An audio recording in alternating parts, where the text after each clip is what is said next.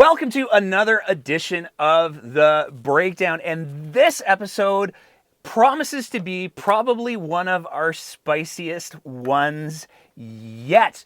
We are sitting down today with the host of the Cross Border podcast, Chris Brown. Now, Chris is somebody that I personally enjoy really listening to his podcast. I think he has some fascinating guests, and I think that his background brings a lot of insight to it. But he's also quite the politico. So I am super excited to welcome Chris to the show today. Chris, thank you so much for joining us. Nate, thank you so much. And first disclaimer right off the bat, it's the Cross Border Interview Podcast. Just to really just poke the bear to start off in the first 2 minutes. Your CBC did the same thing. Global did the same thing. I have to correct it out of the bat.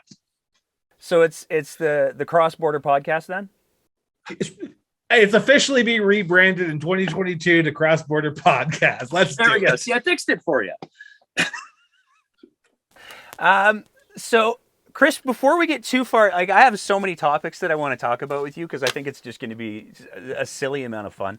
But before we get started in the fun stuff, I got to do the who is Chris Brown and how did you get to the Cross Border Interview Podcast or the newly branded Cross Border Podcast? Wow. I always hate being on this side of the interview because then I have to talk about myself, and anyone who's listened to my show, I usually say a question and so the person just rants for 20 minutes and it's great. So now I get to rant. So this is going to be fun. As Nate said, my name is Chris Brown. I'm originally from Ontario, moved to Alberta in 2013. After I quote unquote became redundant in provincial politics in Ontario, aka an election was happened, and my MPP at the time lost their seat. So I became redundant. I worked for a local newspaper in my hometown. After a year of doing that, I said, I'm sort of up in the air here. Let's apply for some jobs out west because I hear that's where all the money you can make is from. So I applied for a job in Thunder Bay, Lloydminster, and the Whitehorse. Lloydminster called me on a Monday. I was there on the Friday.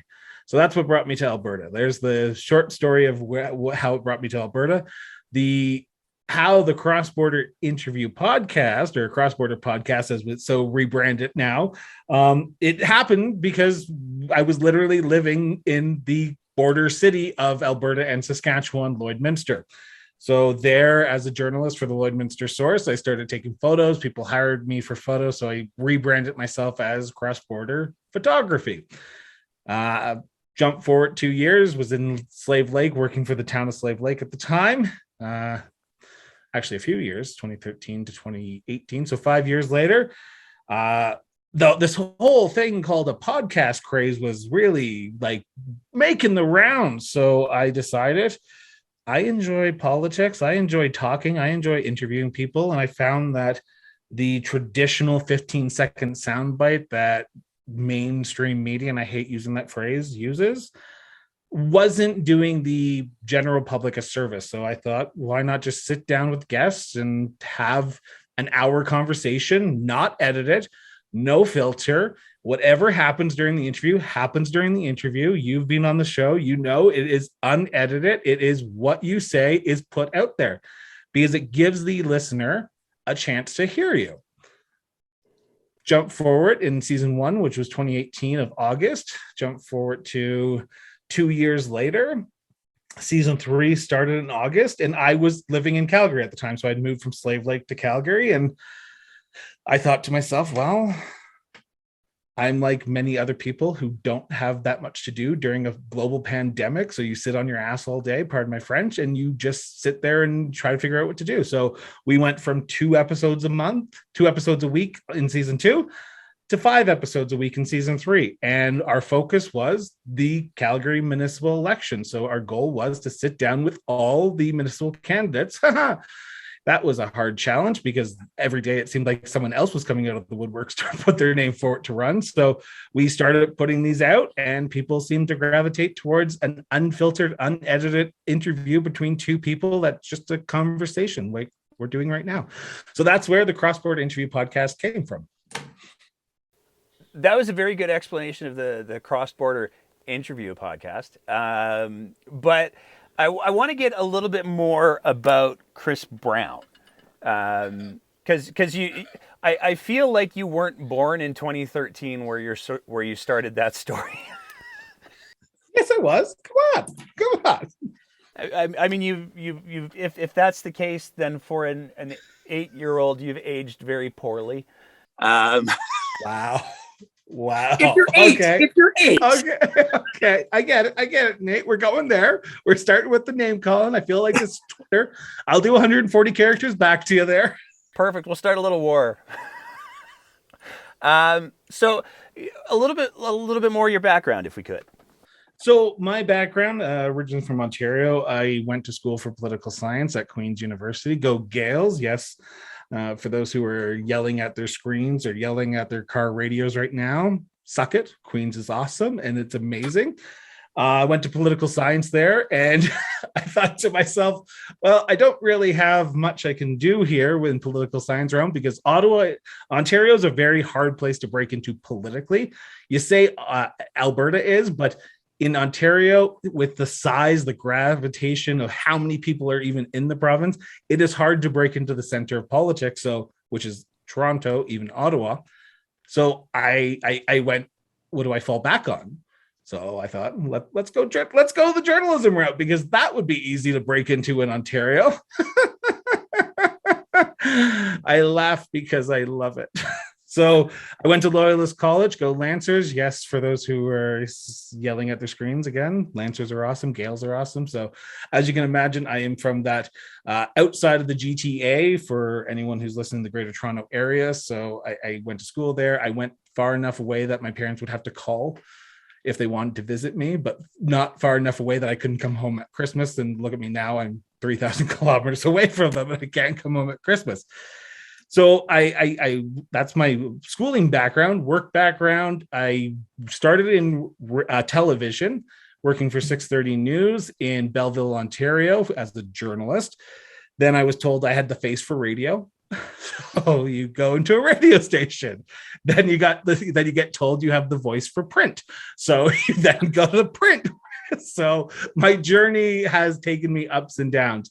After my brief time in radio journalism, I started working for the member of Provincial Parliament, the Minister of Agriculture, Leona Dombrowski, who represented the Great Riding of Prince Edward Hastings, Liberal MPP during the Dalton McGuinty phase era. So I did that for 9 to 10 months. After that, I lost my job in the 2011 election, started working for our local hometown newspaper, which is where I picked up where my story started in 2013. So from 2011 to 2013, I was a print journalist in Orono, Ontario, which has a population of 500 people. So that is my story. I knew there was more. I knew there was more. And for those who are listening and don't know, I'm married. My husband is the former Minister of Culture, Tourism, and the Secretariat for Francophone Affairs under Rachel Notley, Ricardo Miranda. Met him in 2018 while I was 2018, met him up in Slave Lake at a fundraiser, and we were married 5 months later. I didn't realize it was that fast. July 4th, we met. October 28th, we were engaged. December 28th, we were married. Who asked who? I asked him the weekend of the NDP convention in 2018 in Edmonton. We got home. I jokingly, and he is going to kill me if he listens to this and he hears that I've told this story, but let him try and kill me. It's what we do. I jokingly asked him because I knew I was going to ask him, but I wanted to do it in my way, which was going to be in the legislature while he's in there. I'm in the stadium and I'm in the viewing seats, and I was going to pull at the ring and ask him, sort of mime it to him, but he did not take kindly to a joke that I made where I looked him in the eyes that weekend in October and I said, "Honey, would you do me the honor of making me a smoothie?" And he did not take kindly to this comment. So I quickly rephrased it and I said, honey, will you actually do me the honor of marrying me? And he said, yes. I told him he could only tell one person, which ended up being the entire NDP caucus. So the entire NDP caucus knew before my family. Yet again, love you, husband. Please don't murder me. That's a very bold approach. The make me a smoothie. I would never do it again. Still waiting for that smoothie, though. Still waiting for the smoothie, but never doing that again. So, I mean, we kind of talked a little bit about the what drove the cross-border interview podcast. See, it's always been in my head, cross-border podcast, and now I have to add interview in, and my neuroplasticity is not that strong. So you can just say podcast. Just say podcast. Okay, podcast. It's easy to be a little dismissive about it, the way that you almost were, where you were like, it's a podcast, everyone was doing it. But you've put a lot of time and energy and depth into it, and I think I'm going to go ahead and say that your journalism background has informed the structure. So why do you do it? Oh, wow. I mentioned it briefly there for a few seconds, but I'll go into a little bit more detail here. And that is, as a former journalist, especially in Lloydminster, I found it always infuriating whenever there was a media scrum, where all the reporters would get together in an interview subject, and one journalist would only ask questions, and all the other journalists would take the audio and run away and do their own feed.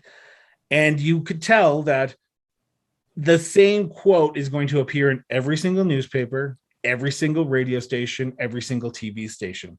So I got pissed off at that one. And that's why I left journalism in 2015 when I moved up to Slave Lake.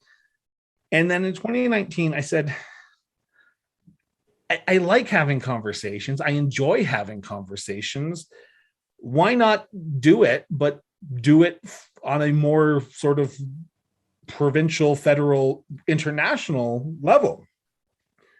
So I started doing it, and you started one as well. You have the breakdown with Nate Pike. You can imagine when you first start doing a podcast, you expect, okay, if I get my partner at the time and like my family to listen, if I get like 1,000 hits like in the first season, like that's awesome, like that's amazing. But people started tuning in. People started listening, and I was like, okay, what is this about? So I started doing a little bit more, and I interviewed subjects from across political lines, from MPs, MPPs, MLAs, former ministers, and people started to listen. So it gave me sort of a boost to continue doing it, and I enjoyed it. And then the comments started to come in, because you do things and people listen, that's great, but then the comments start coming in. Thank you for this interview.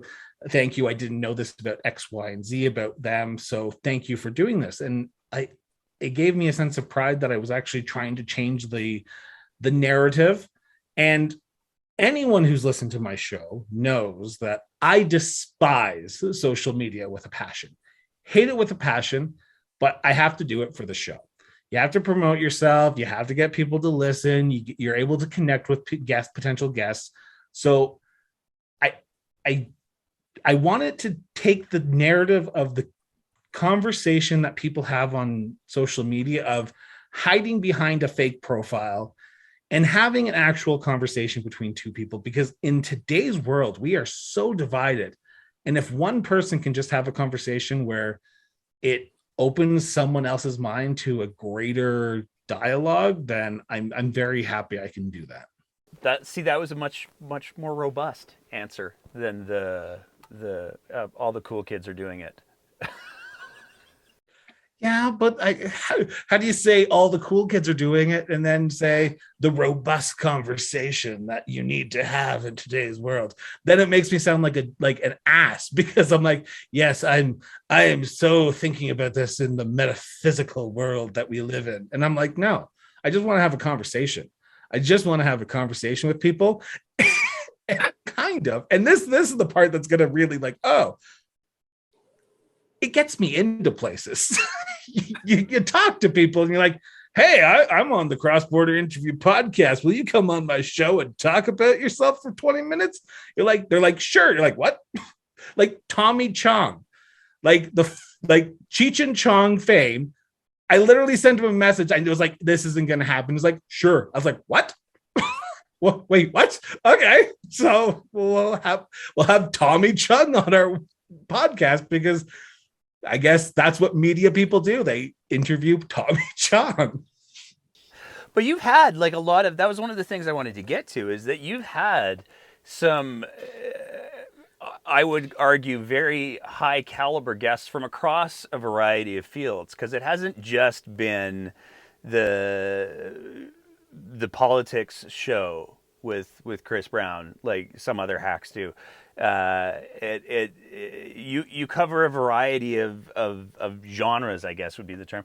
What makes you pick a guest? Like, what makes you say, I want to spend 20 minutes talking to that person versus, oh my God, I don't want to spend 20 minutes talking to that person?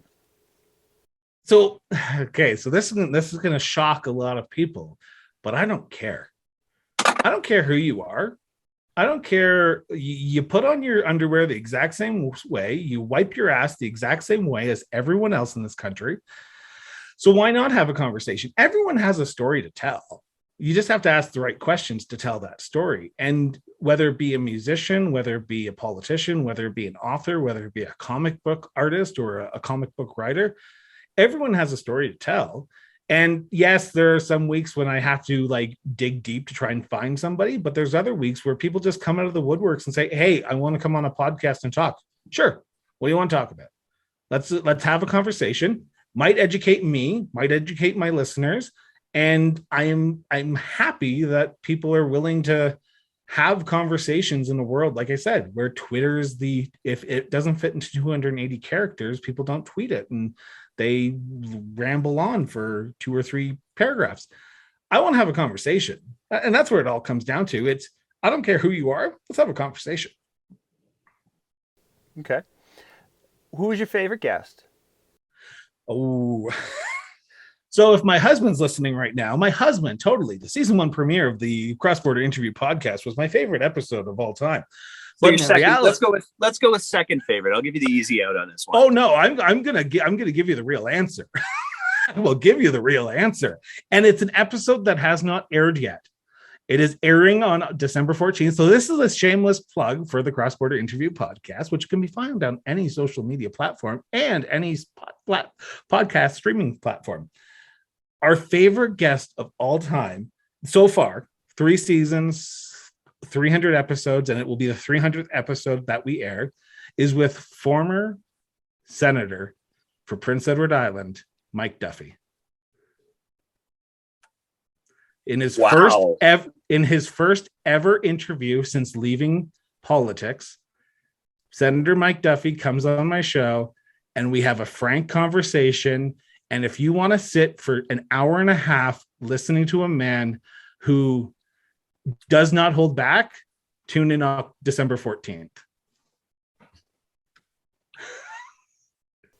For anybody who doesn't know why Mike Duffy left politics, could you just color that in a little bit?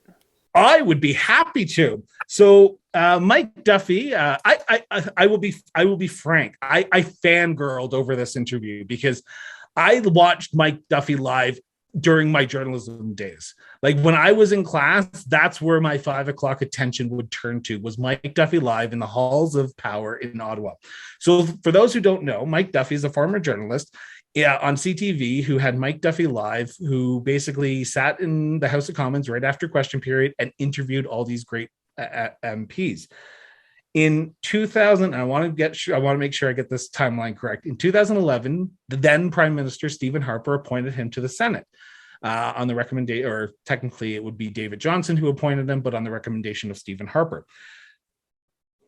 This is where the story gets good, because in 2012, it came out that Mike Duffy allegedly didn't have residents in the province, which according to Senate rules, you have to reside in the province that you are representing of PEI. What also happened was he started claiming allegedly inappropriate expenses from his time in the Senate. So he was charged by the RCMP. Him, Senator Pamela Wallin, Senator Patrick Brazeau, all were charged at the same time. They were all turfed from the Conservative caucus. And Mike Duffy was then later found that he did not inexpensively expense money to the Canadian taxpayers. It was all above board. That's what the Supreme Court did find out. So we have a conversation about this, and I kid you not, Mike Duffy does not hold back against all the journalists, all the politicians he once considered friends in this interview, because he became the poster child of everything the Conservatives were trying to fight against the Liberals in previous elections. So the Conservatives made Mike Duffy the punching bag of ethics violations, and kicking him out meant that the Conservatives were so above board. So it is a great conversation. And if you do, there's a lot more minute details that I did not mention, but please, if you want to hear about it, because he does go on for a long time about it, please tune in. Very cool. I'll make sure I listen to that one, because that sounds like spicy fun. And I will preamble it, because I do mention this in the interview, because in Canadian justice, in our justice system, you are innocent until proven guilty. Mike Duffy became the very first sort of celebrity scandal that Canadian politics had in a while, and it was guilty until proven innocent. I find that we are moving that way now. Everyone is guilty until proven innocent, and not vice versa. I mentioned that, and yet again, I do fangirl over this interview, because I was honored to have him on the show, and to have him choose me as the first interview he gives post politics. It's quite interesting. And he's promised not to do another interview until the new year. So it's like, awesome. That's a pretty big get. Congratulations, man. Thank you. And then the episode before that is Leela here. So yeah, there you go. Yeah. But there's my favorite interview guest that I've had on the show. And I've had others. And if you ask me favorite musician, I could tell you Adam Gregory in season 1 was great. If you ask me favorite author, Selena, who's a former politician as well. Selena Cesar Chavez, the former Liberal MP turned independent, had her on the show. So it all depends on who you're talking about. But overall, Ricardo Miranda and Mike Duffy. And yet again, my husband will kill me for putting those two names in the same sentence. I would be remiss if I didn't ask the opposite question. Okay. And I should have expected this, because I know what was, and I'm not going to say the worst, because I don't want you to. I'm going to say it. And if he listens to this, he'll know why. Perfect. So then, who was the worst interview? Season 3 of our show, we launched a new segment which was called the Ballot Box, which we interviewed federal candidates in Canada for the upcoming federal election, because we literally had so many municipal candidates, we couldn't put them in the appropriate time and still cover both. So we did a new segment called the Ballot Box, and our PPC candidate, during the interview, if love them or hate them, they have the right to be a party, and they have the right to run candidates across Canada. You cannot hold that against them. After that interview, I said, I'm never having a PPC candidate back on the show ever again, because after the interview, he said things to me that just made me cringe, and I will never have them on ever again. And they know why. And I told them that's why. So there's my worst interview. Anyone who wants to go back and listen to or look through the catalog and find that episode, go ahead. But he did say some very interesting things right afterwards that made my skin crawl. Interesting. Okay. And he took cigarettes. He took cigarettes from my house. Literally, he walked upstairs. He saw a cigarette case. My husband smokes. He saw cigarettes. He opened it up. He took 2 cigarettes and just left. I was like, okay, thanks. Like, did you not like give him a gift bag or something? It was maybe. I guess that's what I have to do for season 4 is fucking like give people gift bags of 2 cigarettes. Exactly. Okay. Now, here's the thing, and I'm just going to get right to it. Are we going to rip the Band-Aid off? Yeah, I'm going to rip the Band-Aid off a little bit. I'll use myself as an example, which I hate to do, but I think it's a fair way to get into this. What we do here at the Breakdown, it's team effort, it's volunteer. I have other things in my life that keep me busy. I have other things in my life that consume time and energy. But they're things that I enjoy, and they're things that I choose. You've got this other thing going on in the background. So for those who are listening, the other thing that he mentions is the big C word called cancer. It's a weird concept, but you can say it out loud. It won't offend me. I was going to. I was getting there, but yeah, you have a form of brain cancer. I have 2 tumors. Well, technically 4 now. 4 tumors on my brain. 2 on my occipital lobe and 2 on my temporal lobe. So for those who see me, you realize that I am not driving my car because I cannot see out of my left eye.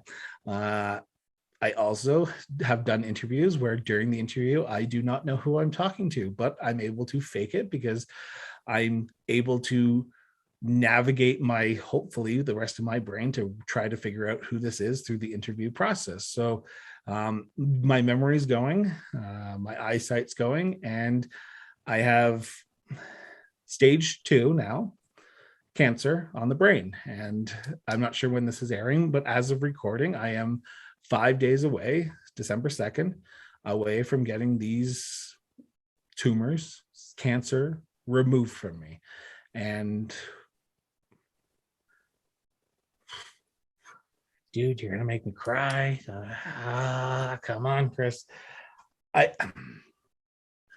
This show, so I was diagnosed in 2020, July 25th, literally my birthday. My birthday last year, I was diagnosed with cancer, and there are many people out there who have had the doctor say the word to your face, and you know the moment it happens, life changes, and it changed for me. And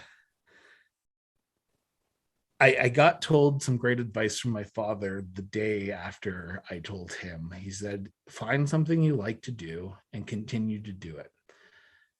Because if I was to sit in my bed, which there were days in the last few months, in the last 20 months, that I wanted to sit in my bed and not do anything. And it would have killed me to do that. So I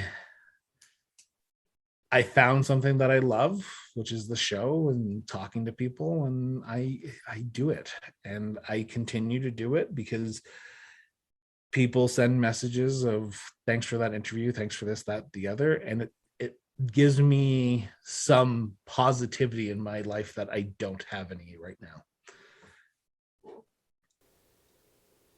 So the reason why I wanted to talk about that a little bit is because, and I'll do the full disclosure piece on my end, even though I'm sure that most of the audience of the show is aware of it. I just recently got my ass kicked in a municipal election, and it was I had been aware of the cross-border interview podcast, and I'm going to keep saying it like that for the rest of the show. But I had been aware of it for pretty much since it started, because very early on, you interviewed a MLA in a political party named Karen McPherson. And because I was sort of loosely in Karen's orbit at the time, I was like, oh, I'll listen to that. And so I was aware of the cross-border interview podcast.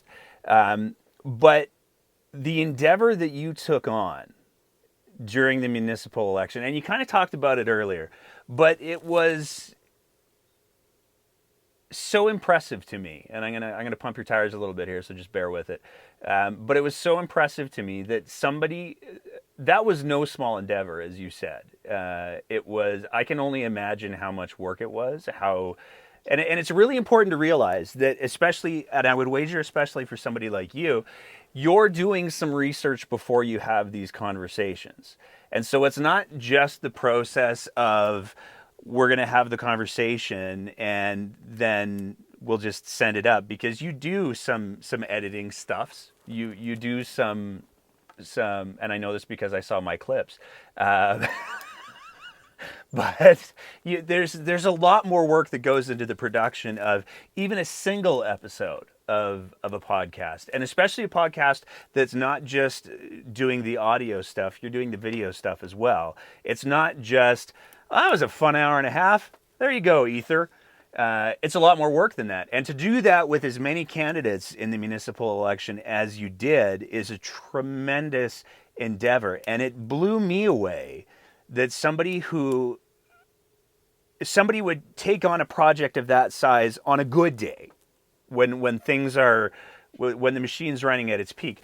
But for somebody to take on a project of that enormity while they are also dealing with fighting cancer, and particularly, I mean, you said it yourself, and I remember, and I hope it's okay that I say this, but I remember when we had our conversation, you were very candid about the fact that you might fall in and out of things, for lack of a better term.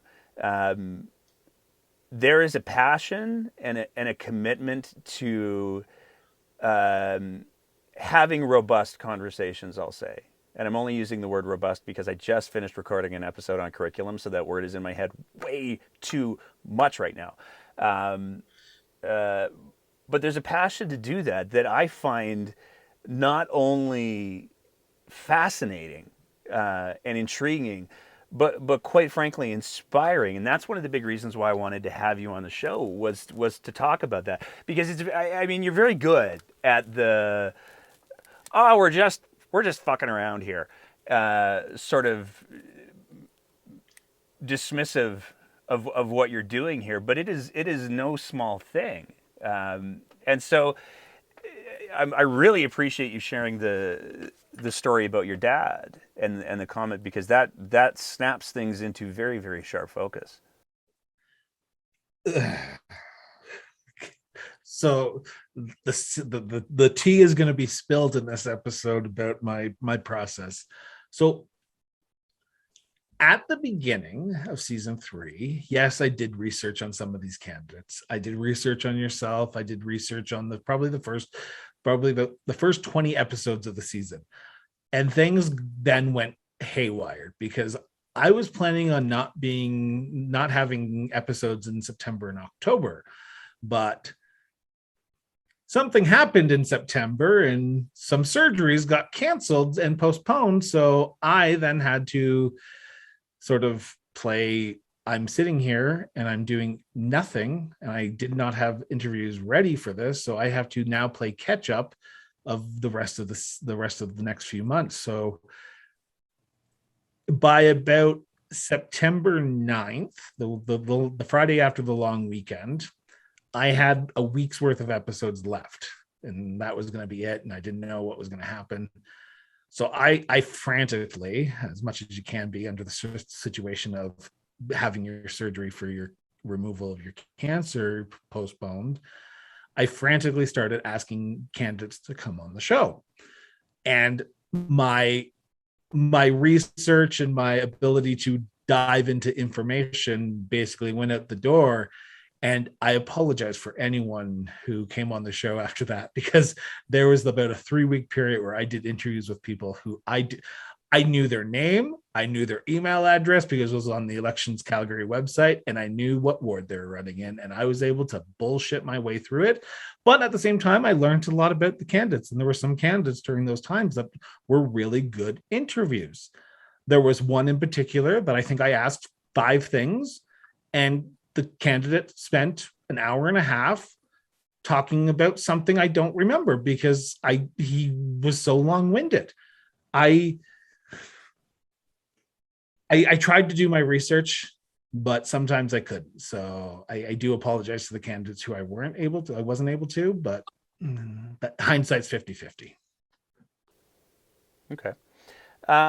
So here's where I'll pivot away from the heavy stuff and move to the other heavy stuff.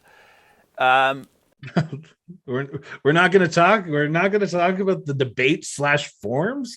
Come on, those were the fun things that became an entity of their own because people, I don't know why, did not focus in on the ward candidates during this municipal election.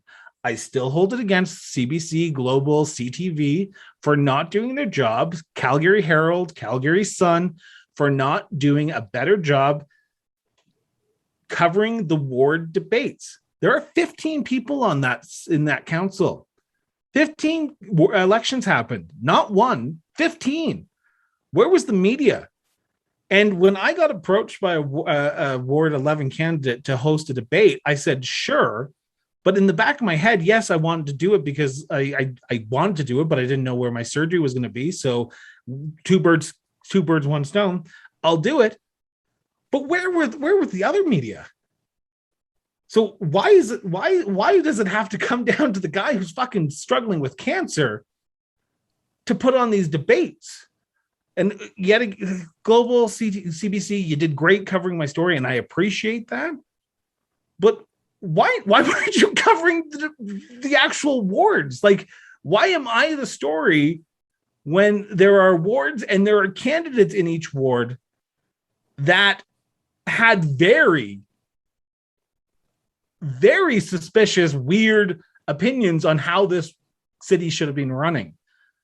I think the media fell down, and I saw a way that I could potentially help people get informed.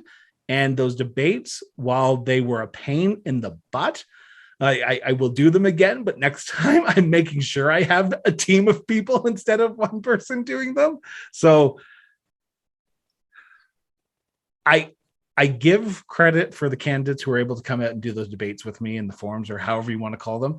But at the same time, I chastise the media who didn't do their job. And I feel like even the independent newspapers out there or the independent online news are doing the exact same thing that the mainstream media news is doing. And I hate using that phrase, but we need to change, and I'm hoping to change it. And that's what I'm hoping to do with my show. So there's the encompassing. There. Now you got me on a roll here. Sorry. That's what I was after. So let's get into that a little bit, because you have worn both hats. You have been part of the air quotes mainstream media. You are now your own form of independent media. One of the fascinating things that I had a conversation with a friend a couple of days ago where we were talking about the whole nature of media. And one of the fascinating things that came up in the conversation was the idea that the right don't trust the mainstream media anymore because, I don't know, reasons, I guess. Well, no, I'll be honest. I'll be fair. Because the mainstream media, and I hate that phrase so much because it makes me sound like Keen fucking Bexty, but the mainstream media does often get a lot of things wrong, and they don't do a great job of saying, yeah, we crapped the bed on that one. And because of that, both the left and the right largely dismiss them. And, as with all things, nature abhors a vacuum. And so there's a variety of different independent media things that fill that void. I would argue like shows like yours definitely fill that void to some degree. On the other end of the horrible spectrum, we have the Rebel and True North, who also fill that void. And I think that because people fundamentally distrust the mainstream media, we see people getting drawn to all of those different media outlets. What's your from your experience as somebody who's played in both sandboxes? What's your take on that? Well, you have to remember, I've played in all three sandboxes. I haven't been just in the mainstream media and the independent news. I've also been a candidate, Yeah. municipally and federally. So I've played all three rounds, and um, I, I will start with the media perspective. I've had weeks of the show where I've been called a commie and a liberal hack and a conservative PR man all in the same week, because I will have people on my show who may look at you're John Carpe. I can imagine that you probably didn't take to, like, there was probably a lot of people saying, why did you have someone like that on your show? There was some conversation. But here's the question, why not? When did we become a divided city and a divided province and a divided country? Why can't, like, I'm sorry, but why can't Rachel Notley, Jason Kenney go out to dinner one night, sit down, have a civil conversation?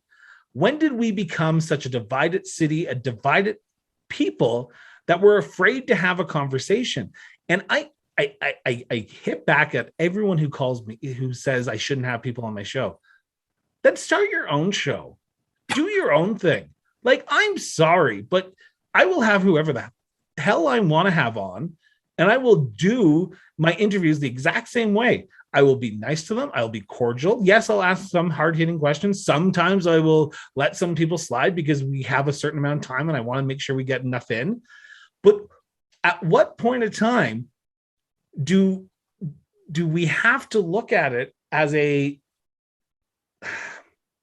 benefit to our community, that people are willing to have these conversations, that are willing to go across quote unquote party lines and have the conversations? So I agree. I will be also critical on the fact that there are some media organizations in this city, in this province, in this country, who have a slant on their editorial reporting. So they're journalists who probably are the most fairest people in the world, probably do cover the news in a fair and passionate way. But because their editorial board is very one-sided, it gets labeled as a conservative or a liberal or an NDP hack.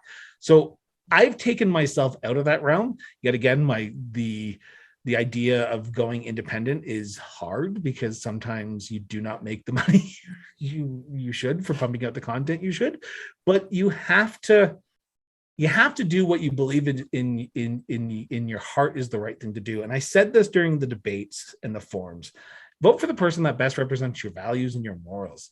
If your values and your morals are, I'm going to attack everyone under the bus, then do it. I don't give two craps.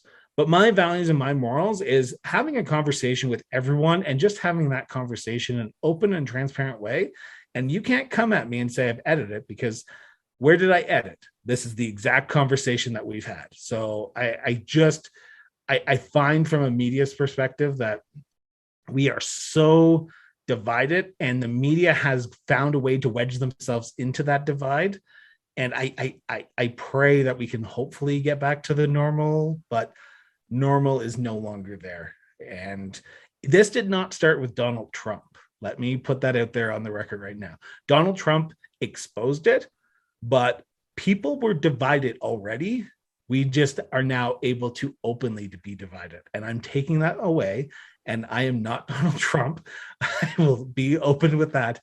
I want to just have a conversation. So I don't care who you are. Let's just have a conversation. Yeah. So you bring up a very interesting point, because one of the things that I wanted to get your perspective on is, I think that there's different ways to have different conversations. So, for example, there are ways to have conversations that have some nuance and that provide people the opportunity to either clarify their positions or quite frankly, hang themselves. And we maybe have done a couple of interviews With those things. I'm not saying. But I think that there's a very fine line between having those nuanced conversations and the manipulation of people. I mean, we certainly have. You talked about the manipulation of the electorate. It did not start nor end with Trump. It certainly predates it. There are entire groups of people who strategize the best ways to manipulate the electorate. How do you navigate that? Like, how do you make sure that the conversations that you're having aren't providing a platform for people to do that kind of strategic manipulation? Why should it be my job to do that, though? That's the question that I have to follow back on. Is if someone wants to come on my show and blow smoke up my ass for an hour and a half and 20 minutes or 45 minutes, depending on how length of the conversation, it's not up to me to tell the general public that what this person has said is wrong. It's the general public's decision of, here was the question, unedited, unfiltered. Here's what they responded to. I hope that we have an educated electorate. May not be the best in some places, but I hope that we have an educated electorate. I hope when people listen to my shows, they realize that this person who's on my show is probably going to come from a liberal or an NDP or a conservative slant, and they're going to have to digest that.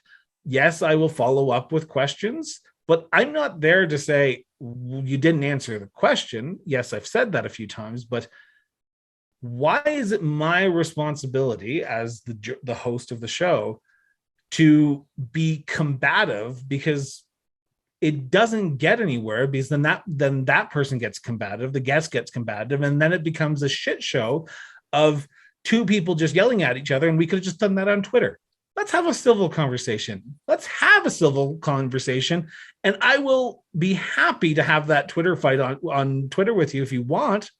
But I don't try to go with the policy questions. I don't try to go in the hard-hitting, like, so you said this on June 25th on Twitter, and here's the tweet. What did you mean about that? What does that get? What does that get the general public? Who is the person? This is why I wish I had Sean Chu on our show. If Sean Chu is listening to this right now, please reach out to me and I will please come on the show, because we now you are going to get hate mail for this, for anyone who's listening. What Sean Chu did was horrendous. Point, end of sentence, no buts. What's the purity test now? I want all the other 14 councillors and mayor to release their police records to show what they've done in their past. If they have nothing to hide, it should not be that hard. We should be worrying about that. We should be worrying about who these people are. Their views are their party's views, their personal views. That's great. Who are these people? Who are the people that we are electing? And that's where my show comes in. It's not about, if you're going to blow smoke up my ass, go for it. Good. But who are the people we are electing? Who are these people? And that's what I tried to do in season 3. And yes, we had great conversations and we had some good conversations with some good candidates. But now we have figured out municipal politics. You don't get vetted. There's no party that is vetting you for this job. That is the people. And the people have voted. 100 more people than DJ Kelly voted in Ward 4 for Sean Chu. Let's change it. Let's change the rules of how we elect our people. Let's go to Minister McIver and say, we want an actual open vetting process for all the candidates, where they have to show their police record. They have to show X, Y, and Z, not just the fact that you have to be over the age of 18 and a resident of Canada. Let's stop that. Let's change the law. Wow. So here's a question then. So I'm gonna poke the bear a little bit on this one, because I'm already committed to the shitstorm that this is going to kick off. So let's go all in. Again, what he did was horrendous. I lost a loved one to drunk driving. If there's one counselor who is being charged with drunk driving on that council, I want them to resign tomorrow. If you drink and drive, you should be out of it. As an EMS person, you know the fact that people die on a regular basis for drunk driving. If there's one person on that council, if there's one member of their staff who has drank and drove, I want them fired tomorrow. This is stupid that we have one person right now, and yet again, his horrendous what he did. I I know people who have been assaulted. Myself, as a younger person, has been assaulted as well. But we have now a purity test that each of the counselors now have to address, and they have to do it in an open and transparent way. If they do not, Stephen Carter, if you're listening to this, where's your police record? Why is the focus of the conversation on no? But I think you raise a very good point. But why is the focus of the conversation on the? It seems like to me that wording your question correctly. Good job. Well, it seems like to me that the focus is on the Sean Chu and the bad things Sean Chu did, and the important conversation to me would be more or less exactly what you just said. What are the systemic issues that led to this? How can we create systemic change to prevent or at least mitigate this from happening as easily? And yet, all of the counselors, including our mayor, seem to be focused entirely on no. I want to talk about Sean Chu. And why do you think that is?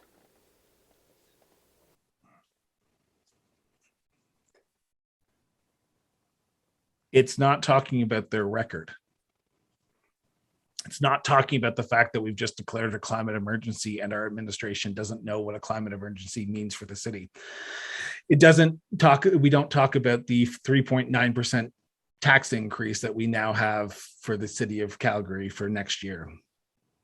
This is a conversation that is easier to have than potentially having the hard-hitting question of, we have councillors who refuse to give money to the Calgary Police Services because there was no transparency. They voted against that proposal to increase the Calgary Police Service, but yet at the end of the day, they went and voted for the budget. It's easier to have the conversation about Sean Chu when you don't have to look at your own record.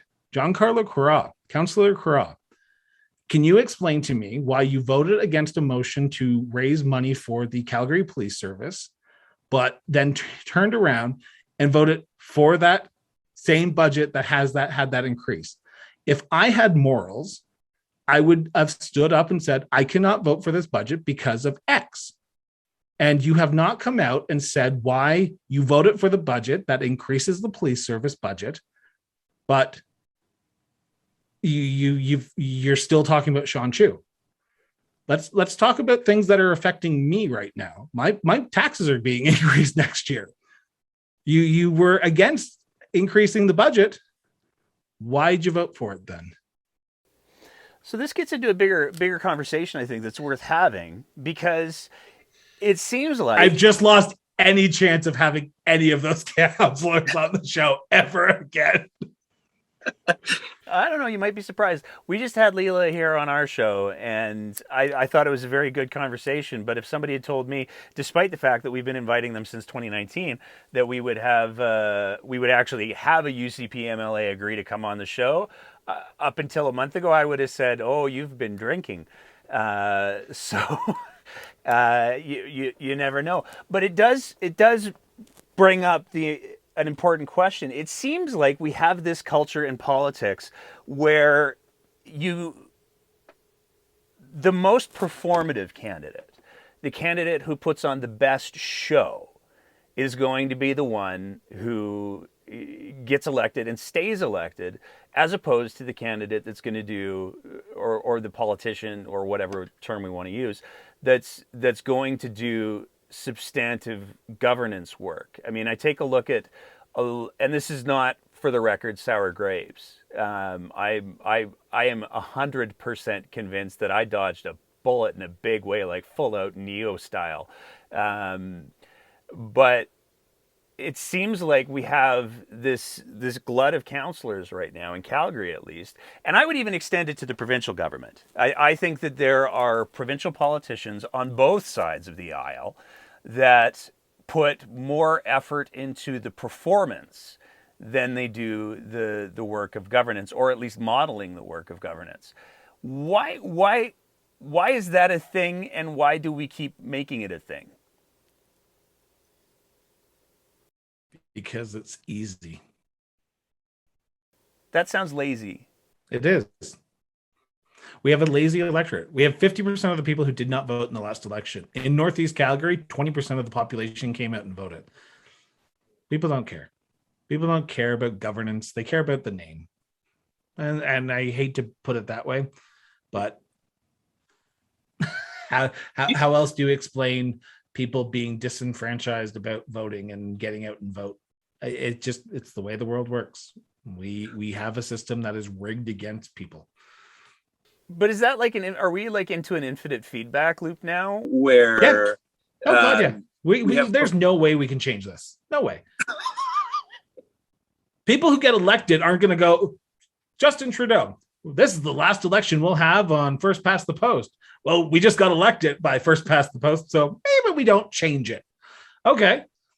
Every single one of these councillors who want to change to a potential new way of voting, they won't do it because they just got elected. They get elected by the system that we have put into place. And the media, God bless them, they are great. And there are some great reporters out there, have done a great job trying to hold them to account. But that doesn't play well in the narrative of the media. What plays well is Sean Chu. What plays well is how I'm going. Oh, this, you almost had me saying something that would. We have a media that likes to show Jody Gondek with rollerblades. Understandable. That's great. That's awesome. I appreciate the fact that she's supporting the local. Why isn't anyone still asking the questions though? We still have a budget that just got passed, and we had one news story out of it. That's it. We have people who run for council who promise the world, but once they get in there, the system is built in a way that allows them to stay hidden. Well, it seems like I mean more. I'm not sure if that answered your question, but I apologize. I think it kind of did, but I mean, one of the things that struck me between this council and the last council is the last council was the most divisive council ever. And boy, you can tell there's a team on this council. Okay. Oh, Nate, you just poked the bear in an epic way. We are a month into this. There will be a Farkas to the Nenshi. There will someone will come out of the woodworks and be the Farkas to Mayor Gondek. I don't know who it is now. I have my suspicions on which one it's going to be, but I'm holding my nose and I'm waiting to see what happens. A month after people get elected, people are, ooh, kumbaya, we're awesome, we're amazing, we all get along. But in reality, you don't think there's people in that progressive group that got elected that's already being divided? Heck, Calgary Future even sees it. Calgary Future on their social media, contact your counselor to make sure they approve this increase to the budget, because they're realizing that maybe some of the candidates that they backed weren't the best candidates that they should have backed. So there is a divide that's coming. We are just in the honeymoon phase right now, and I don't expect that honeymoon phase to end until probably next year. Okay. I would be Dwayne Bratt, eat your heart out. I'm coming for your job on CTV. No one's ever going to hire me for that job. I can tell you that much right now. I'm having a lot of fun, so I'm just going to keep poking the bear a little bit. Go for it. Usually I'm the one who's shut up, so that's why my opinions never matter. Are you happy or sad to see Matt Wolf go? I don't. Okay. I know there's a lot of people who are like, ooh, Matt Wolf was like the spokesperson for Premier Kenny. And this is going to piss off the left that I'm about to say this. When my surgery was canceled, I didn't blame Jason Kenney. I didn't blame Matt Wolf. I didn't blame the UCP caucus for my surgery getting canceled. I blame the assholes who didn't get vaccinated, who are now in the hospital because they're taking up beds. So Rachel Notley wouldn't have done a better job getting this pandemic under control. It's what it is. When Matt Wolf announced, or it was announced that Matt Wolf was leaving, I was like, so how does that affect my life? Well, yeah, but you don't hang out on Twitter very much. No, I don't, because I have a life to live and I have fucking cancer I'm battling. Like, I'm sorry, but if Twitter is your whole life, You need to get a new life, people. Like the fact that our politicians are now tweeting policy like Donald Trump did should alarm everyone. Jason Kenney, and it's not him. I guarantee he probably does not know what the fuck Twitter is. But they're putting stuff out on his, like, hey, Joe Biden, this is awesome. Okay. How does that affect me, Jason Kenney? Jason Kenney, please explain to me how a meme that Joe Biden will not see affects me. So this is going to be like a 3-part episode. Like Chris. No, this is. I think this is just going to be a whole one shot, and it's definitely, I think, the spiciest episode that we've done yet, which is what I was honestly hoping for, anyways. So that's cool. So for those who are listening right now or watching this, I've only listened to your show. I've never watched your show, so I can say that for those who are listening to this, I've been dealt a shitty hand for the last year and a half. July 25th, my whole life changed. I have cancer. I have no use of my left eye. I've had 2 attacks during this episode where I've not been able to move my hand. It's come and gone, and we continue to move forward. The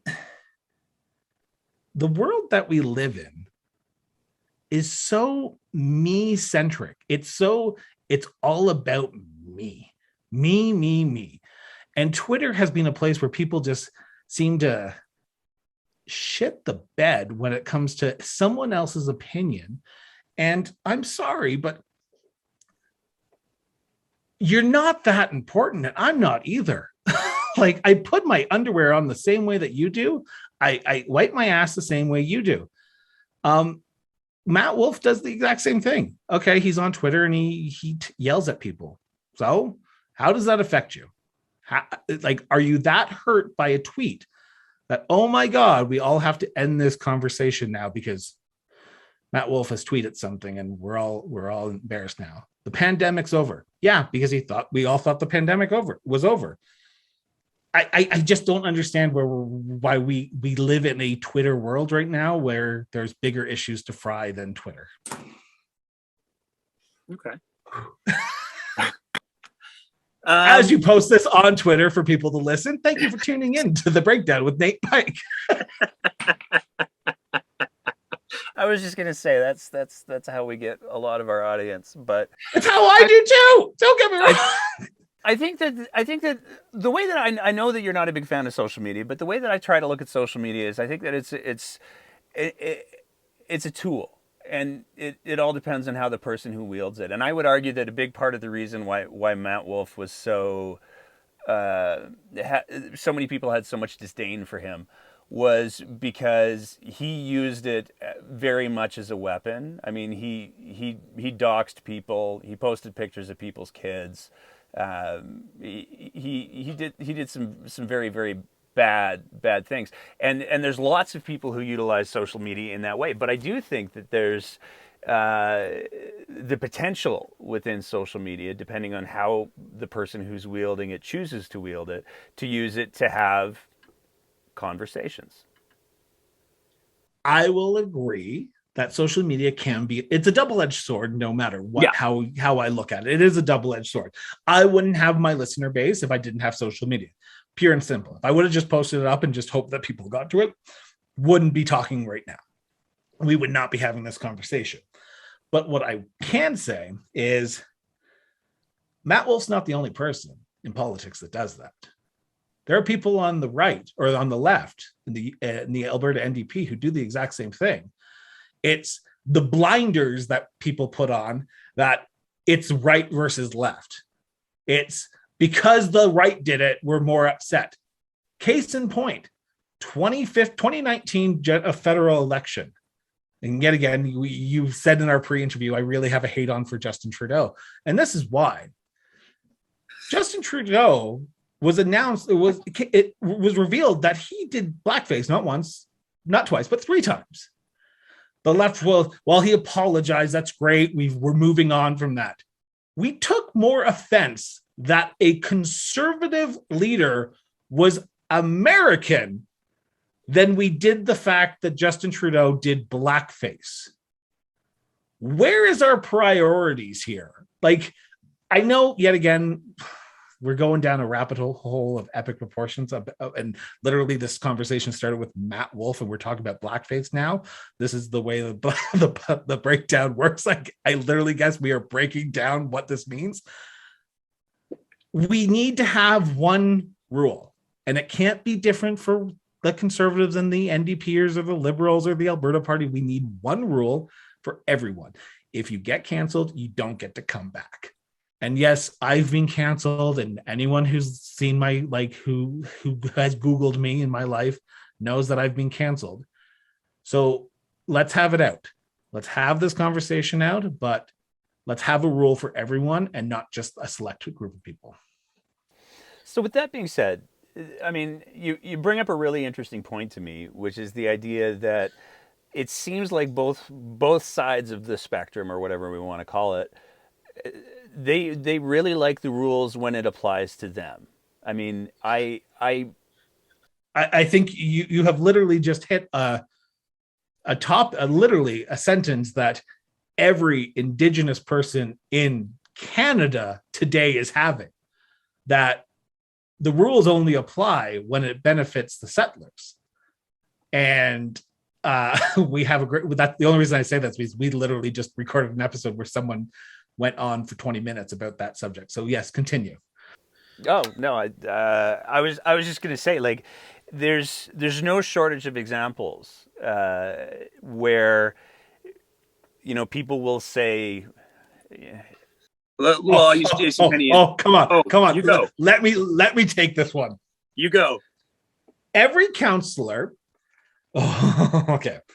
The counselors who are coming out against Sean Chu right now, this yet again, going back to Sean Chu here, who supports the NDP. I ask one question to you. Wasn't there a sexual allegation towards two male MLAs during the NDP's government? That was a hidden investigation. Why did you take money from the NDP? Why did you take their lists? Why did you take their contact information for donors during the municipal election if you were so enraged about sexual allegations? Everyone does it. You can't have two separate rules. Sean Chu is more right. I think anyone will agree with that. Everyone will agree with that statement. You can't say in one hand what Sean Chu has done is bad, and then the other hand have your hand out for the Alberta NDP asking for money, asking for donors. And yet again, this is Chris Brown saying, this is not Ricardo Miranda. Please know that. This is Chris Brown. My husband does not know that I'm saying this right now, and I guarantee he will have a very strongly worded conversation with me after this. But morals is one thing that we need to change in this world, and our elected officials have forgotten that. Where is that investigation that happened in 2019? What came of it? Are those two MLAs still in office? Are they out of office? Let's have that report. Then I will say the NDP have a right to comment on issues that are of a sensitive nature. Double standard, epic proportions. That sounds like work, though, and you just finished saying that politicians like it easy. Exactly, because we like to forget. The general public likes to forget too. John Carlo, like the councillors and mayor who were hitting this drum about Sean Chu know that in 6 months' time, there will be something else that comes out and it will be the topic of the day. Case in point, I think it was May of this year, we had 215 children discovered at a residential school, buried in unmarked graves. That number is over 7,000 now. But the general public, the media, don't care. It's not sexy anymore. So we don't talk about it anymore. Where is the outrage? I'm still outraged, but it seems like people just don't care. Literally the only reason I'm mentioning this is because I had a great conversation with someone who is pissed off to no extreme right now because it's happened. We have forgotten and we don't care. And the counselors know that our attention span as a general public and as a media is 15 seconds. If you can't do it in 15 seconds, what's your elevator pitch? You know it, point blank. As a former candidate, you have 15 seconds when you knock on that door or when you approach someone to pitch yourself. After 15 seconds, someone has tuned out. That's probably why I lost. Oh, I lost because I was a liberal running in Northern Alberta. So that's where you and I could just work together there. See, my whole thing, and this is why we do long form here. My whole thing is because if 15 seconds is not enough, and I understand that that's the standard and everything, but 15 seconds is not enough, not nearly enough to get into what's actually going on. And this is why, I mean, earlier when I was talking about that nuance versus manipulation in communications, that's exactly what I'm talking about. Because I think that if you're in a position of influence or leadership and you choose to go that 15-second route, you're making things worse. Who is the influence, though? Who are the people that people are looking to? Yet again, you and I are both of, I would say, of a privileged area where we have a show that we can have that conversation. But why is it to us to do that? Why is it to us to have that conversation? Why can't counselors and the media have this conversation on a regular basis? Why is it that we are now in an area that podcasts are where you have to get your news and your conversations? I don't know the answer to that question. I don't either. And if anyone does, please send us a message. I would love to have that conversation. My other point is the social media influencers. I don't get them. I don't understand them. I don't understand how you become a social media influencer. Someone who I interviewed after the episode aired, they said, "You're an influencer now." It's like, what? No, I'm not. I'm a person. I'm a person who just puts out a show every day at 8:00 in the morning on Spotify, YouTube, Apple Podcasts. Shameless plug, yes. But why? What? Like, I weep that in about 15 years, podcasts are going to be the thing of the past, and there's going to be some other new venue that we have to learn. I still haven't learned TikTok. I refuse to learn TikTok. I don't so bad get TikTok. God. Anyway, well, but when it comes to influence and narrative, politicians and journalists know that you have a short span of time to deal with it. And I'm glad that there's people like yourself out there who do the long formats as well, because the long formats educate, help understand. And you and I both have the details. Like, you could tell how long people are listening to episodes. I don't even look at it. Oh, I do, because I want to know. I want to know where my listeners are coming from. And we have listeners from across the country who listen to episodes for a long period of time, because I think there is a desire to get away from that 15-second soundbite, from that elevator pitch. And I hope, I pray, and I'm not a religious man, that we can do that. Well, I think that you do it incredibly effectively on your show. And the thing that I would say comfortably, and I'm just going to be very blunt, and if I offend, I apologize in advance. If the guy who, as you said yourself, can't use his hands multiple times during the conversation because of his brain cancer, is able to put this much effort into having conversations not only with our show on this one instance, but regularly on his own show, because he believes that's what we need to do, then holy crap, you've taken away so many excuses for people who just simply choose not to show up. And I think that's awesome. I made an effort. Like I knew, like I've always voted, but this is the shocking alert here. I've only voted for myself.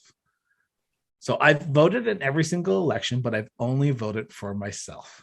What do you mean, Chris? What do you mean by that?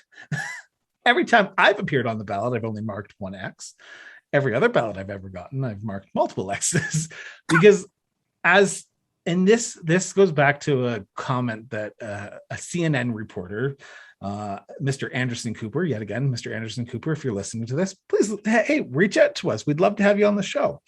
He says he doesn't vote. He covers the media, he covers politicians, and he believes it would be a disservice for him to go out and vote for one person over the other and then turn around and tell somebody, so what do you feel about this? What are you doing about this? So I've taken that to heart because I've talked to politicians of the Conservative, the Greens, the Liberals, the centrist party. Yes, there was a centrist party candidate here in Calgary, the Animal Protection Party, the NDP, the Liberals. And I have a conversation with them because you need to be able to trust the person that you're listening to. And if anyone wants to accuse me that, oh, no, you don't do that, I've illegally taken a photo of my ballot every election, so I will send them to you if you want me to fucking show you that I've never voted. So I try to make an effort to go out and vote. If I can vote with cancer, with no use of my arm, and there are 50% of the population who said to themselves on election day in the municipal election, it's just a little too hard for me, then don't complain. I do not want to see you on Twitter. I do not want to see you on Facebook. I do not want to see you anywhere complaining. The city of Calgary made it easier this election than any election I've ever seen to vote. You could have voted by mail. You could have voted advance votes. You could have voted anytime, but you chose not to. So do not complain for the next 4 years at all. If I see you, I will ask you, did you vote? Oh, no. Then stop talking about this issue. You don't get to vote. You don't get to complain if you don't vote. I only have a couple more questions and I'm going to let you go. It's the Saturday before Hanukkah, so like I'm yours until whenever you're done with me, dude. Perfect. At this point in the game, what do you see happening? What's the big provincial politics issue you think people should be paying attention to? Because we know it's not Matt Wolf. It's not Jason Kenney either. Okay. Wow. Okay. This pandemic, as much as people are still scared, and I agree, you should be. I'm cautiously optimistic. This Omicron or Megatron new variant of COVID-19 that was being discovered in South Africa doesn't come to this country. It probably will. Let's be honest, but I'm hoping, I'm praying to Iron Man that it doesn't. The Avengers, if you're out there right now, Thanos, let's snap this out of existence. If in the next year, people have already started this. People are getting sick and tired of the COVID-19. If there is a large portion of the population who just say, screw it, we're getting back to normal as much as normal can be. The economy is rebounding. Oil is supposed to be up next year. If that's the trajectory that this province is going, Jason Kenney is cruising for victory in 2023. Jason Kenney, yet again, your listeners are probably screaming right now if they haven't been screaming for the last 20 minutes. Jason Kenney will be premier in 2023 and 2024 and 2025. Yes, there will be a different makeup. I think the Alberta Party is going to make some inroads. I think the NDP are going to make some inroads as well. I think Jason Kenney is still going to hold on to that rural base and Southern Calgary. That's where I think it's going to be won. And if the economy stays where it's going, smooth, not making too much waves, if people start living their lives with the Delta variant, with COVID-19, with the Megatron variant, then Jason Kenney's going to win. The unknown in this is, and this is the big unknown, Stampede 2022. If Jason Kenney makes the same mistake that he did in 2021, he has a harder chance. But I don't think he's going to. I think he is so gun shy right now when it comes to COVID-19 that he is going to play it safe for 2022 because it's going to win him re-election in 2023. Interesting. And again, Chris Brown saying this, the host of the Cross Border Interview podcast, the editorial political science guy. The NDP have some soul searching to do. They are right now 2 for 2, 0 for 2 for re-electing former MLAs. Brian Malkinson, Calgary Curry, Maria Fitzpatrick, Lethbridge East, both went down in flames. I shouldn't say flames. Brian Malkinson, there was only one other person running against them. And Maria Fitzpatrick, there was 3 other people. And I don't know what order that was. But they didn't win. That's the case in point. Is this the new Democrats? And that's where I want to know. If the new Democrats can shed the federal NDP hate that a lot of progressives are starting to deal with, starting to come out of the woodworks and attack them, then the Alberta NDP have a chance of surviving. But there's a lot of people pissed off at Jagmeet Singh right now in the NDP camp over the First Nations Wet'suwet'en. I apologize if I pronounced that wrong. First Nations and the pipeline going through it. And the RCMP going in and forcibly removing the chiefs. I think and arresting journalists. Let's not. That's true. Yes, if progressives are starting to look at other options than the NDP, because you have to remember here, and this is the thing that I think the media is sort of dropping the ball. The Alberta NDP bought the pipeline that is currently going through. They are literally the ones who bought the pipeline that is now being such a controversial issue.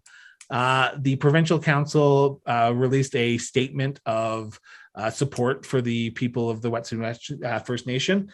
But you have to remember, the Alberta NDP bought the pipeline. So I'm looking at the progressives. I'm looking at where they go. Do they go to the Alberta Party? Do they go to the Green Party? Do they go back to the Liberal Party?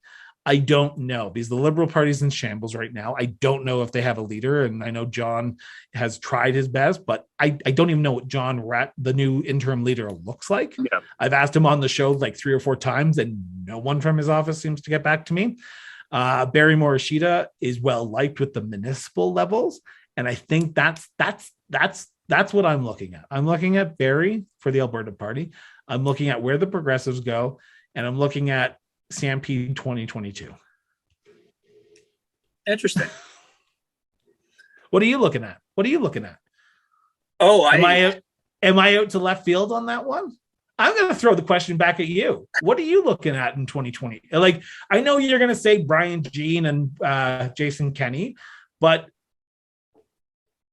do you think the average person cares what's happening internally with the UCP? I don't. I don't think they care what happened internally with the UCP, but I do think that there's some very interesting wheels in motion. And I think I might have said this in the pre-interview as well. I look at the moves that Brian Jean's making, and I think that there's more than one layer that's being played here. I cannot remember a time in history where I've seen a politician try to seek a nomination by saying that he wants to get rid of the person who he needs permission to run from. Like, it's just, it's the snake eating its own tail in such a big way on that one. But I'm not convinced that that's the only end game in mind. I think that if Brian Jean gets the nomination, I think he absolutely will try to lead an insurrection from within the UCP caucus. But I think that it would be naive to think that he doesn't have other plans in place as well. I mean, there's three pathways to forming a provincial party in the province of Alberta. Two of them are incredibly difficult. One of them, for somebody who's in Brian Jean's position, is very, very easy. He only needs to get elected in any capacity, whether it's UCP or independent, and then convince two other MLAs to join and form a new party with him, and bam, there you go. Alberta's got a new conservative option. And it's Todd Lowen. What?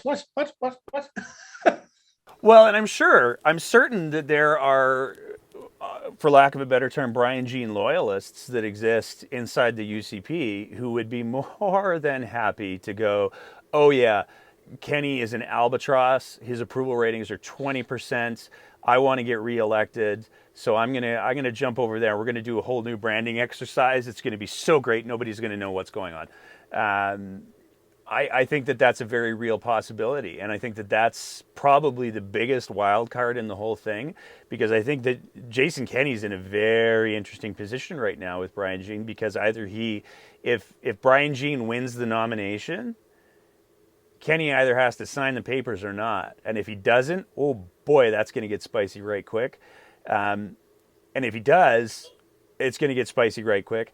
But if he doesn't win the nomination, which is actually what I think is going to happen, I think that, and you're already seeing Brian Jean starting to soften the ground a bit on that, because his social media has been very much, I've heard from so many people who tried to buy memberships and it didn't work, and I've heard from so many people about the system failing. That's not by accident. And I can see very easily Brian Jean saying, I mean, Kenny's given him the narrative where Brian Jean gets to say, we know Jason Kenney fixed the leadership race. The RCMP are still investigating, and I know that Jason Kenney fixed the nomination race, so I'm running as an independent conservative to save Alberta from the NDP wave. And he would win. In Fort Mac, he would win. And God, yeah, dude. Okay. I think you're putting too much like Brian Jean is the messiah of the collapse of the Conservative Party, because I don't think he is at all. I think that the only advantage that I see, I mean, Brian Jean has said some really ugly things. And the only advantage that I see between Brian Jean and Jason Kenney is at least Brian Jean's honest about what he believes. Jason Kenney will lie to you. But with Brian Jean, you know that he's a social conservative. You know that he holds some views that I would go ahead and use the word archaic.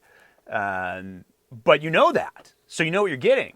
Whereas Jason Kenney, he'll be like, no, I love all of these folks. We just have to out them in school, you know?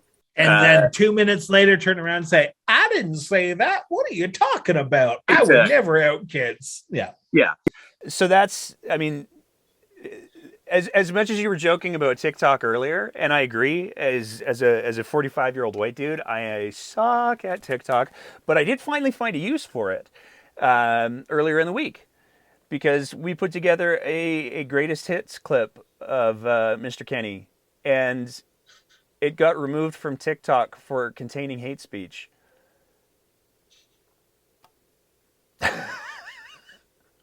So I like TikTok now.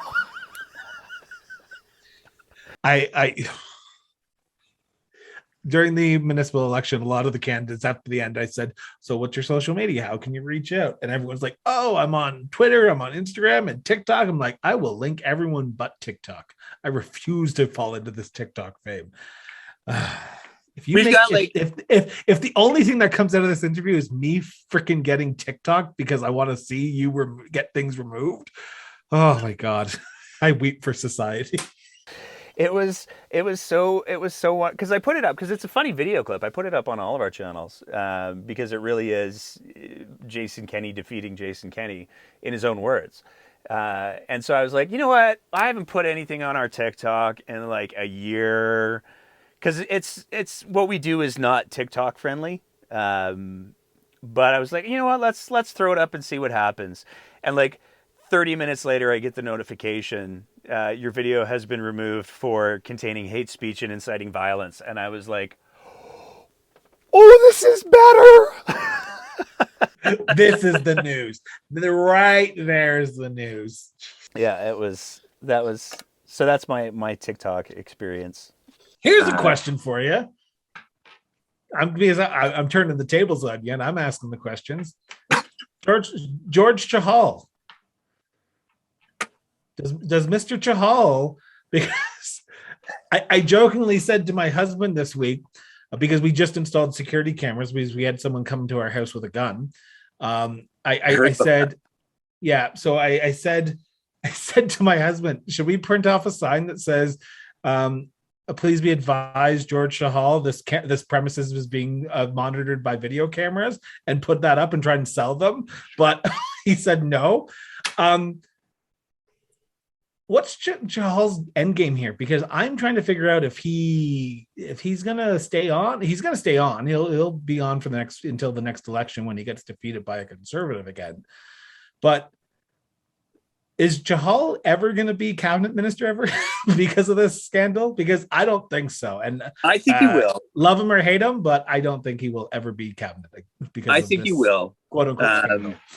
I say this for two reasons. First of all, there's the bench isn't super deep in Alberta for the Liberals. There's two. Well, that's what I mean. It's not super deep. I was being generous.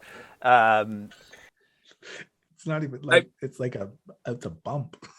It's like a pothole, for fuck's sakes. But for them to have a foothold in Alberta is important.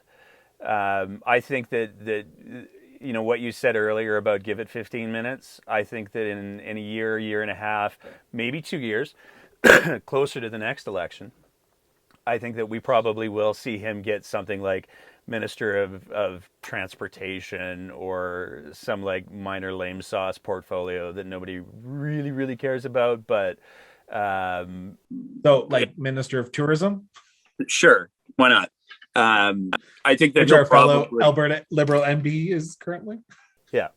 I think he'll probably get something like that.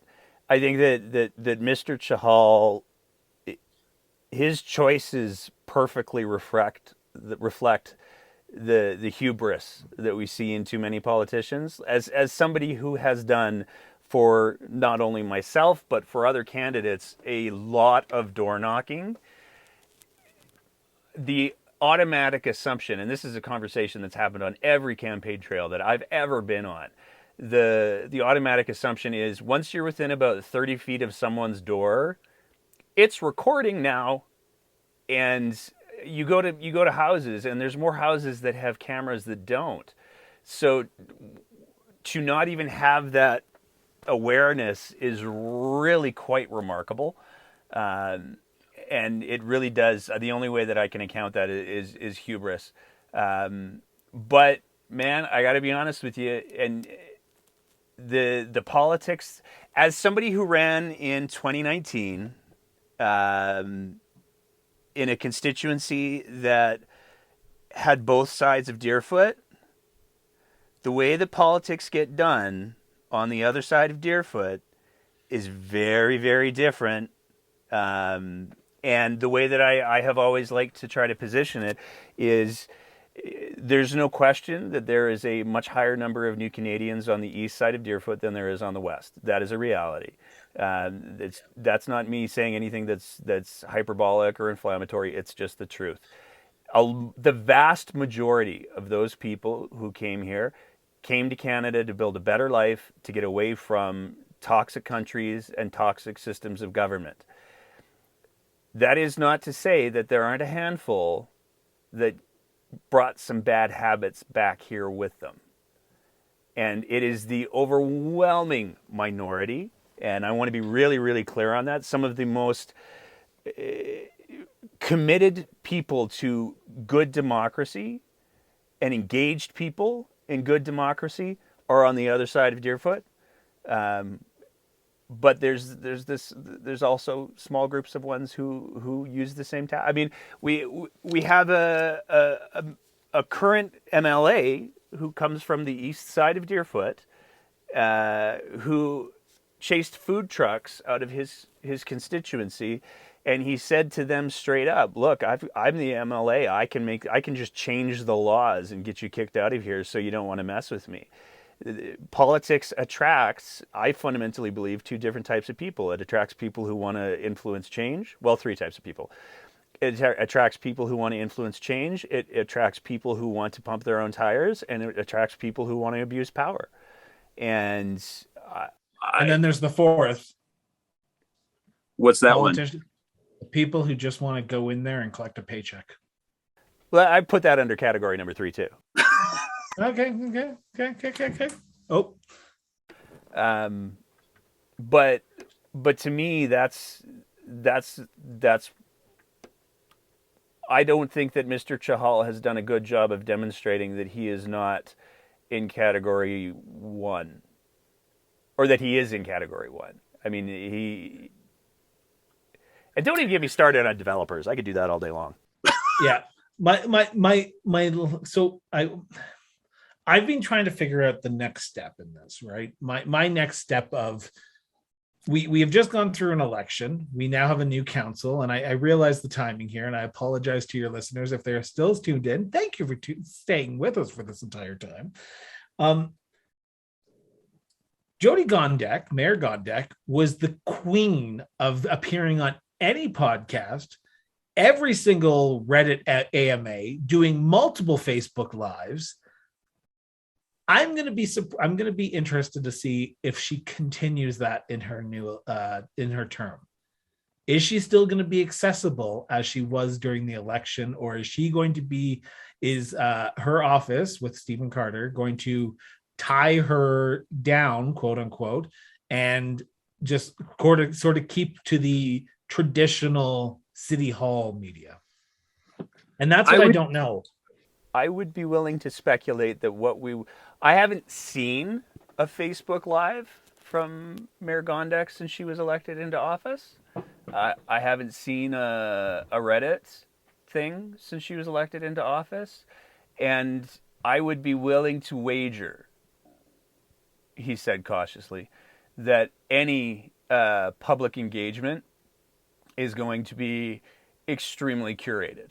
I would argue that a lot of the campaign stuff was extremely curated. And I think that we're going to continue to see that extremely curated approach, is what I'll say. So the reason I say that is you were on my show, so you know where I'm possibly going with this. During my show, I said my first question was, what's your first priority if you're elected on October 19th? Mayor Gondek did not say climate emergency, so I'm just going to put that out there and let that sit there for a few minutes. She said mental health was more important, so we'll just leave it at that. But I asked her, and I think I asked you as well, in 100 days, what would you want to accomplish? What would you want to accomplish? And you can go back to your electorate and say, this is what I've accomplished.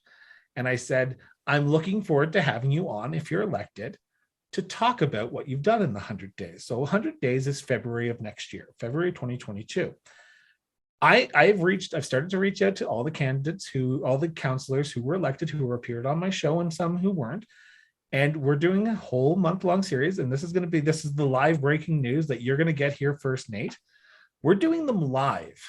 We're going to actually rent out an auditorium, and we're going to ask all the councillors one-on-one to come, sit down, get interviewed by me in February and March, but also have a live audience who can ask their questions.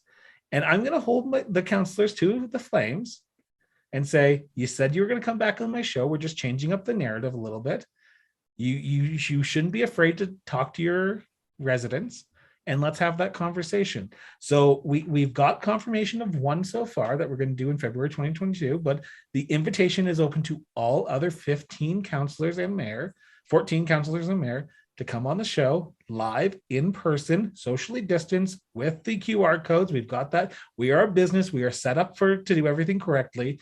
The auditoriums that we're renting out are going to be socially distanced as well. But let's have an actual conversation. And we are going to start changing the narrative here. And we're going to do it in a way that gives the people the voice and not let the media have that conversation anymore. We're going to change it. See, this is why I say you set the bar so very high. And I think it's fantastic because that is no small endeavor. We're hiring a team for these. We're not doing this one by myself because this will be 3 months after my surgery, and I'm not doing this one by myself. But we will have tickets available. Check our social media feeds in the new year. Cool. Very cool. Chris, I am so looking forward to seeing all of the things that you're going to do. And I really, really can't say how much I appreciate the fact that you do them.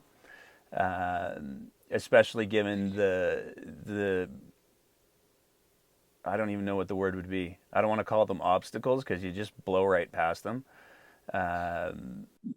Life gives you lemons, you make lemonade. Life gives you cancer, you fucking put a podcast on. There you go. So, yeah. Thank you so much, man. I really appreciate it. Nate, it was a pleasure and an honor, and I'm looking forward to hearing some more of the breakdown with Nate Pike and seeing Jason Kenney on your show in video format from time to time. And I always love when Puppet Kenny comes out. He's quite popular. When he made his appearance outside of the UCP AGM because they refunded our ticket for reasons. There was a lineup of people asking to have pictures with him. Yeah, I heard a lot of people got turned away from that AGM. We are in the process of getting accredited with the Queen's Park, with the Alberta Legislature Press Gallery and the Canadian Press Gallery, so we don't have that option. So if that ever happens again, if we get accreditation, then we'll have to have you make sure you just put cross-border interviews instead of... Well, you know what? We could do like a tag team thing. Let's do it. Let's do it. 2022, the breakdown on the cross-border, the cross-border breakdown with Nate. There we go. They do have that leadership thing coming up, and if you need some boots on the ground, I know a guy. I'm looking forward to it. Awesome. Chris, is there anything else you'd like people to know? I feel like I haven't really given you the opportunity to plug your show. I feel like there hasn't been enough. Well, it's the Cross-Border Podcast as of January 1st, 2022, because Nate Pike doesn't know the name of the show that he's literally interviewed the host for. But no, check it out on social media, Cross-Border Pod on Twitter, Instagram, or if you want to follow me personally, you can see all the pictures of my dogs that I post up. That's all I think social media is all about, is pictures of puppies and babies. So check it out. We have our website, crossborderinterviews.ca. And yeah, just enjoy December 14th episode with retired Senator Mike Duffy. To just full circle it. Big red ink. I guess it should probably be blue ink, I suppose, shouldn't it? Yeah, blue, red, green, purple. I'm a man of many colors, hence why I'm gay. Rainbow. I was making a conservative senator joke that didn't land. Oh, I got it. I just didn't find it funny. It was funny, I swear. Chris, thank you so much again. As always, if you appreciate the kind of content that we're trying to produce here at The Breakdown, we would love it if you swung by our Patreon page at www.patreon.com/thebreakdownab and signed up for a small monthly sponsorship of the work that we're trying to do here. It is because of the support that we receive from our Patreon sponsors that we're able to continually up our game, and it is tremendously appreciated. So I want to throw a big thank you out to them, and you can go ahead And visit that website and join and support us as well, because we need all the help we can get. Thank you so much for your attention. Thank you so much for listening and being part of these important conversations. And we will see you next time on The Breakdown.